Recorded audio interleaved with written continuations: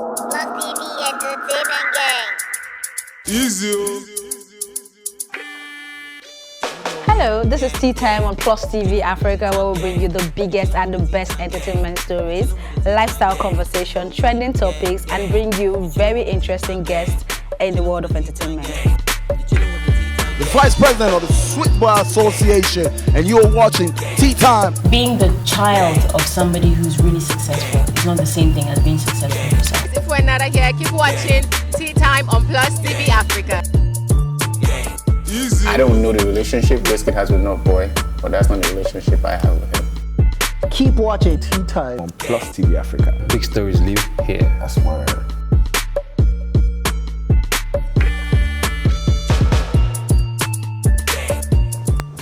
Welcome to Tea Time on Plus TV Africa, as we're here to analyze the biggest entertainment stories. My name is Elsie Godwin, and I have my very interesting co-anchors with me, Ife Omai and Ife Olua Oshunke. Good. She should have said, my name is Elsie Godwin, the birthday girl.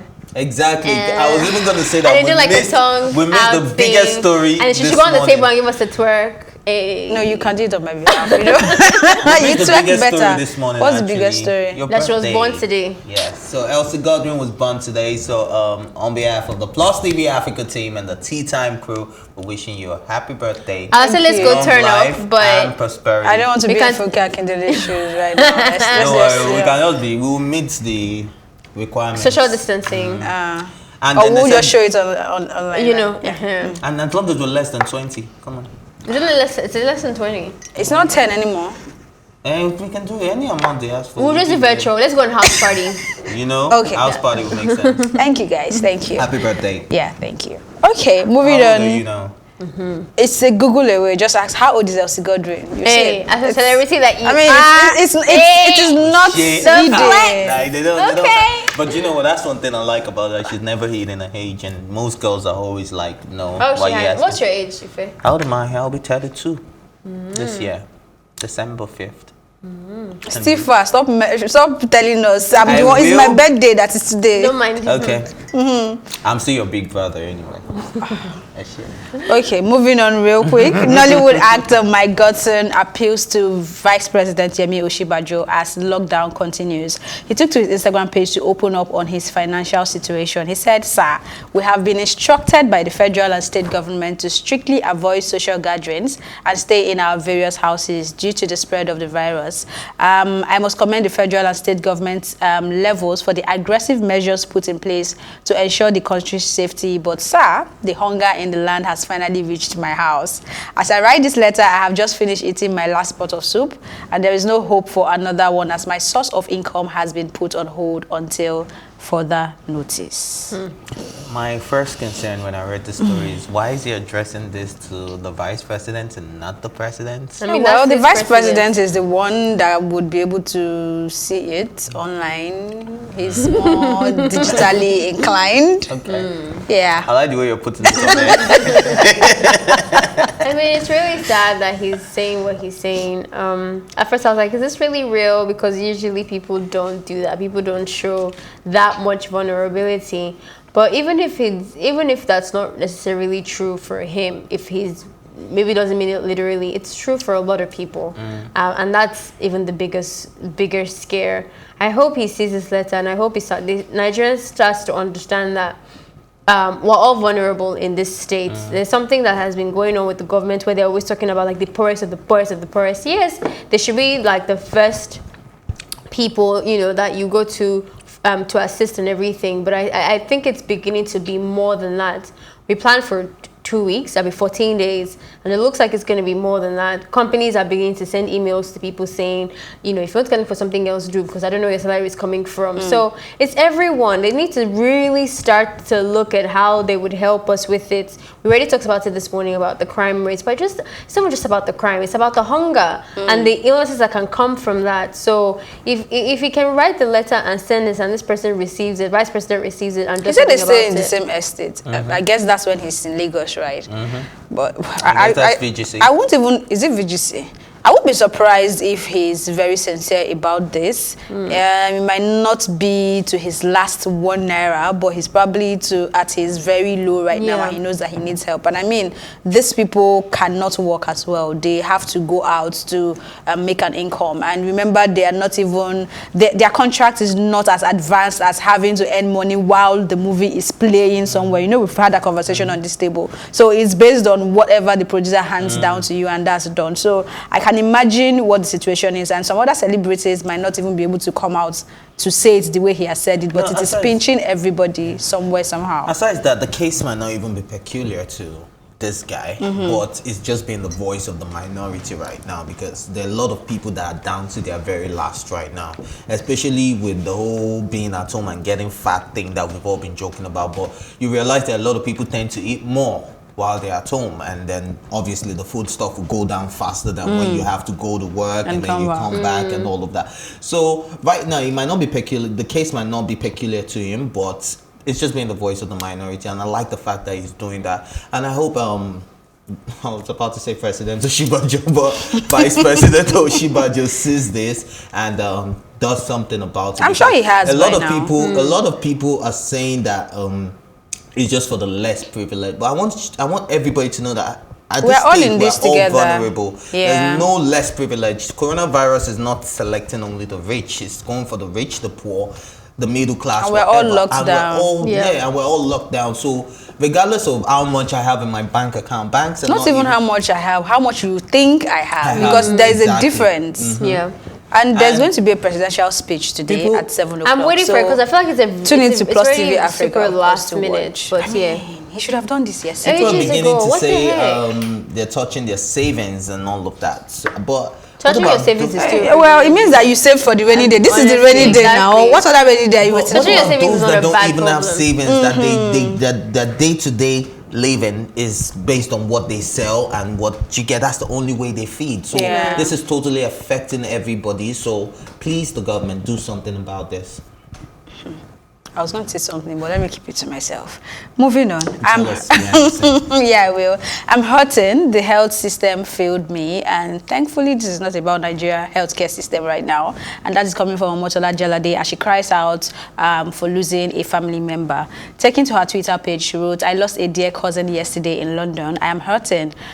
He did not get COVID-19. He died from a kidney transplant complication.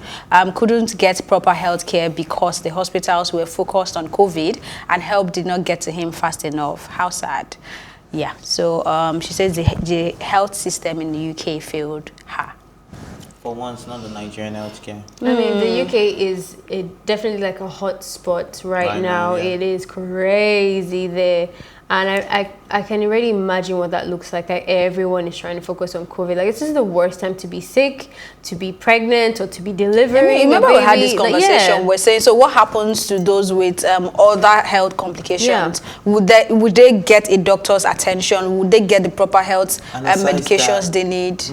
My fear also is that how do you differentiate those treating the people with COVID-19 and those with normal malaria? Because I can imagine a doctor that is just going to attend to somebody with COVID-19, even though he's all protected. It's funny to me, but you know what they say, you carry wahala and join the wahala that I have. I'll probably be skeptical to let that same doctor touch me. Do you understand? So I don't know how they're going about this, but they're different doctors. First of all, they don't have malaria in the UK to start with. No. I'm using Nigeria right now. I'm talking about myself. I'm using myself. Well, I think that's what I wanted to ask, because I know with Nigeria we have an isolation center, and it's not the same place where they treat other people. Like, it's not General Hospital Ikeja, for example. It's very different. It's separated. But I don't know. But I don't think I'm beginning to suspect that that's not how it works in other countries. I think there's like a center, and that center already was running before COVID-19, so other things are happening there. I don't know, because I don't hear them using words like isolation centers in like the foreign news and stuff. So that's very tricky for me. Obviously, I think to respond to that, I think, they already have the facility.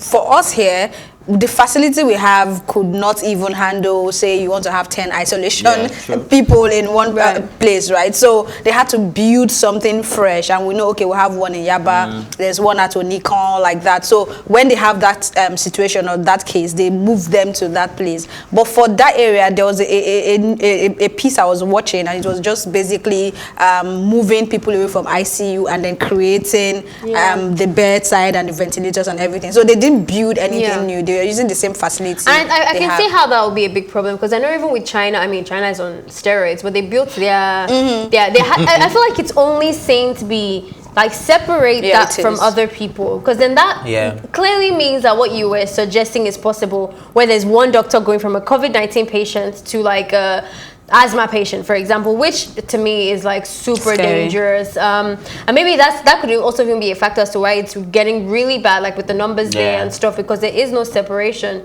The doctors themselves are catching it, so clearly they're not 100% protected. And you cannot really rely on the gloves and whatever, like, because they still slip ups and stuff. So it's really crazy. I'm really sorry to Omotola Jalade and her cousin being dead and stuff, and I have a very strong feeling he's not the only person, to be honest. And people are losing their lives in this period, so if you can really do like everything in your power to just try and stay healthy in this period. Like, I'm still surprised people are smoking, people are drinking, people are like doing things that only like add more detriments to your system. Like, there's no time, literally. Like, doctors don't have your time, the system doesn't have your time, there's no space for you, so like you really have to start like considering things like that. But yeah, my condolences to her.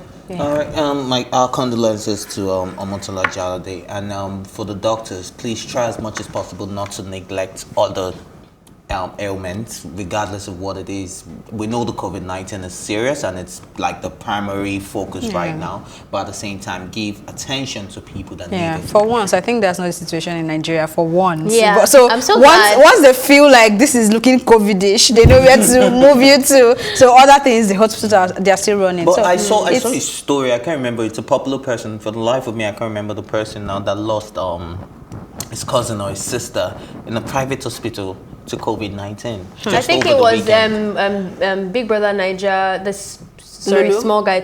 Oh goodness, Lolu. Okay, so small guy. It's time for a quick break. If you're when we come back, we have more to talk about.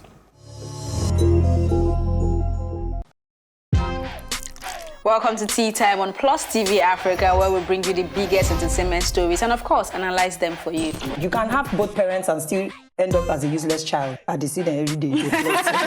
Most times I worry more about where I'm coming from and where I am now, and that determines my next step. Why are you sounding like Alibaba now? Plus TV Africa, we're feeling good. No time to dull, everybody feeling alright.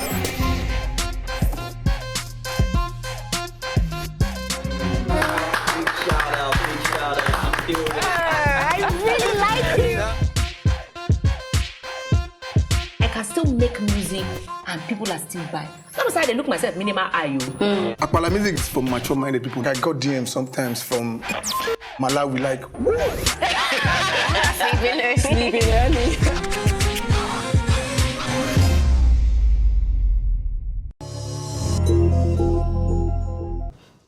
Welcome back. This is still Tea Time on Plus TV Africa. Nigerians are suffering feeding from hand to mouth, and this is what Burna Boy tells Didi. He noted that there is a major difference between the lockdown in Nigeria and that of other countries, as there are no relief packages for the people. He made this known while on a live chat with Didi on Instagram. He says, "We are just trying to make life better for everyone around us in any way we can, even though it's not our job. We are not the government." For the first time in a long time, Burna Boy is in the news for something positive. But how is he trying to make life better for people by jabbing us online? I'm very sure he's like, trying his little best, giving money and opening his house and sharing. I'm opening his house? I don't think he's the only one that lives there. I'm sure he's helped a few boys. Oh no, Burna Boy just built a mansion, so he's... So he says he's the only one that'll be there. In his house? No, obviously. Exactly. That's what I mean. Like, it's open. Like, those things help people. Like, if you're giving shelter and stuff, like all those things help. I don't know. I've seen him do that even before COVID-19, so it's very easy for me to want to believe that as well. It is interesting that he was having a conversation with Diddy, because Burna Boy used to strike me like somebody that was super intentional about keeping a good front in terms of the African perspective to foreigners. But I guess it's what it is, and this situation is a lot more hard, and so I'm sure like for him to really say that it must have been, I guess, something that somebody's eating him up. Exactly. Did you hear when Diddy said they'll have the conversation behind the scenes to see what they can do? That's the part that I'm interested in. I mean, we all know the issues. We've been talking about it. If Diddy was interested in really knowing the details, just come to our social media. You know what we are going through. But at the point where he said we'll talk about it behind the scenes to see what we can do, based on, I mean, this whole life thing is supposed to raise funds to help people who need it. So I'm hoping that something can happen. And if Burna Boy is going to be in charge, I want to trust, because I mean he's not the government, and he, as much as he has the big mouth, I think he's a very good person. So I'm hoping that can trickle down to those who needs it. I like the originality in the conversation he had with Diddy. He wasn't trying to put up a front, like you said. He wasn't trying to form nothing. He was just being real and being a true African, because he's one of the what's it called now, privileged ones that I'm sure the lockdown is probably not affecting him financially like it would affect a man. Obviously, it's affecting everyone. The rich also cry, but like the people on the but like the people on the street. But he still took that message out there. He could have made it look like, oh yeah, we're good. Yeah, we're in lockdown. We're doing this, Diddy. You get, like, he could just talk. Anybody who does that at this point needs to be arrested, though. Like, I feel like that was a conversation between what's his name, Idris Elba and AY. It was more about like the shoes. Do you remember? Did you watch that? And there was COVID-19. It was a COVID-19 patient at that point, and they didn't really have that conversation. To be fair, we weren't on lockdown, and people were still going around and stuff. But I still feel like that conversation could have had more substance. But did he to ask? Because you know, Diddy was specific, right, in his questioning, and he just had to answer the question. Yeah. So what's his name? No, I don't think he was that specific. Yeah. So, but I just like the fact that he just put it out there and let the whole world know, and that way as well with somebody. Diddy's is a heavyweight in the entertainment industry, so with stories like that, obviously that's why it made the news already. So obviously the government, people in power must have seen it, and that's the whole message. Now the more we can spread. Which people in power? Nigeria. Nigeria. They watch Diddy. I said that's why it made the news. I said because it's a heavyweight. You understand? That's why it Diddy's heavyweight to the government in Nigeria. No, but it made the news. I'm not talking about to the government. I'm talking about it's a heavyweight. That's why it made the news. So when you're having a conversation with such person, it's all good to milk it as much as you can, because unnecessary people will probably hear about it. I mean, they will probably say it. Trust me. Would they pay attention? That's what I was going to say. Like, I still don't understand they see how everything. I still don't understand the first point. Like, so would the government actually like go to Diddy and say, okay, no, that's like, not what I'm understand. Okay, now let me that's important. Let me tell you. To beg money. What I can't remember now. Is it Elon Musk or who? Oh, Elon Musk. It was so if they can do that. No, that's not even what I'm saying. I'm talking about the news. Obviously, there's somebody reading the headline, somebody in power reading the headline, and this is the headline for today's news. No, she right? gets it. She's saying how would that but how does that affect the government? Like, what are they going to do to that information? No, now they know. And then the more we can spread this word, Diddy wants to give us money. No, not Diddy wants to give us that money. One. That people just are broke my heart. hungry. That people You think Burna Boy needs to tell Diddy that people are hungry for the government to know that people are hungry? Okay, so you people are just saying that we have a useless government, that they really do not care about us. Is that what you guys are saying? Are you trying to put us on the spot? But then I also say absolutely. Moving on to the next story. Harvey Weinstein has been charged with another sex assault count by the Los Angeles District Attorney's Office. The alleged victim was originally interviewed last year by the DA's office as a corroborating witness, but last month provided information confirming the alleged attack took place within the state's 10-year statute of limitations. You need to get Ife dancing now. 29 years now. Why are you dancing? I said 29 years now, and I like the fact that they're planning to extradite him from New York. You need to let her land. Yeah. Sorry, there's just a music in my head. It's a good day. Okay, I'm done dancing. I'm done going. Teach me that dance. I'll teach you later. Whoosha! Okay, so to be honest with you, this is really good because he was convicted for one case, just one case, and that wasn't good enough for us. I mean, he's locked in, and we're trying. The message and the symbol that he represented was a win, but there's still a lot, and there's still a lot of women that haven't really been addressed, or that they didn't have enough evidence and things like that. So this story isn't necessarily over for the victims. In terms of our law structure, where we're trying to bring down a big, powerful person for assaulting women, I think we accomplished that. But were we able to like give justice for everybody? I don't think so. So this is another bonus win for these women. It's very hard. Like, rape is such a complicated, mysterious thing that if you're not going with come inside you after the rape to the hospital to say I've been raped, it's almost hard to prove that. Sorry for the extreme description, but that's the problem. So now imagine somebody. So now imagine somebody who's like who he assaulted like ages ago and things like that. So even this case, when I tried to follow up on this, there was still like a lot of information that hasn't been able to be discovered. But thankfully, they had one piece of evidence and then also a witness from another side to be able to collaborate that story and stuff. So I'm happy for the victim, especially. That's why I'm not really doing the dance that he has one more case against him, because everybody kind of knows what he is, and he's locked up already. But I'm doing the dance for the women, because then it encourages people to stay bold. Now imagine if I came out and I just got like, sorry, I go home, like, you know, and nobody actually, like, I don't get a response to my voice. So for her, I feel like wherever she is, should be encouraged that, you know, I did something worth the time. I came out and I spoke up about this horrible experience with this horrible man. So that's where the dance is Abby seems to be asymptomatic. Because it's not showing even with his underlying condition. Well, they said he doesn't have the virus anymore. What I'm glad about is that they're also planning to take custody. That is, they're going to extradite him from New York down to California so that he can actually answer for this crime. So I really like the fact that is going. They're not looking at it like, oh, he's already in jail, let's just leave it at that. So they're also bringing him back. I think it's a lot of attention to it, and that's why no one can argue with me that the social media power isn't like there, because I think because we have made so much noise about it, they have to be super accountable to it. I think the wrong move with this case, and people would like lose their minds. And if it's found guilty, 29 years. Well, anyway, that's how we wrap up this episode of Tea Time. Thank you for watching, and my thank you will go to my co-anchors as usual, Ife Omai and Ife Oluwashokeye, and the entire production team.